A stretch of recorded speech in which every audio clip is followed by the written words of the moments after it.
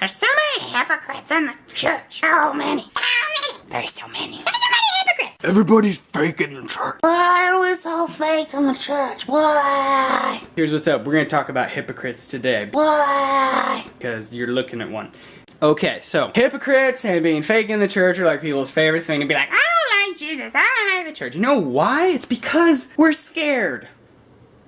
That's why we're hypocrites. We're scared. That's why we're hypocrites. Definition is you say one thing and you live another. And we do that because we want to fit in, we're scared, and we don't really actually know what to do with the problems that we do have. And if we do actually decide to not be a hypocrite and be like vulnerable, that's really scary. That's why we're hypocrites. Because people could be really mean, and even if they're not super mean, they can actually hurt you really deeply because you open yourself to a really deep place by being vulnerable. So, a lot of times, I've chosen just not to be vulnerable. Or at least, I look really vulnerable, but I'm not actually being vulnerable where it really counts. And that's like insidiously deep, spooky stuff that I'm so excited about learning. Actually being real instead of looking real. And basically, if you do decide to not be a hypocrite today and share what's really on your mind, what you're really struggling with, it's very possible that you're going to share that with someone who is also a human being.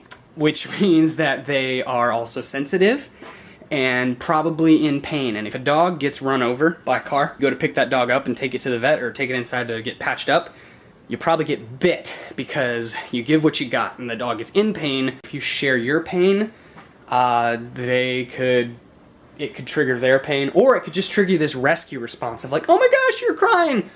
You're so wonderful and I love you and everything's cool and give me a hug. And usually that's promoted as a really good thing.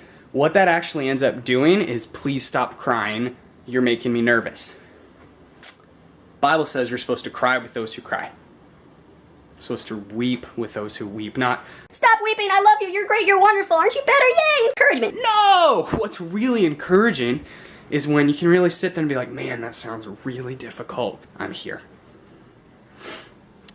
Period. And then they're like, oh, you're not trying to shut me down. Well, here's what else is going on. And it's like you get a relationship. It's pretty cool.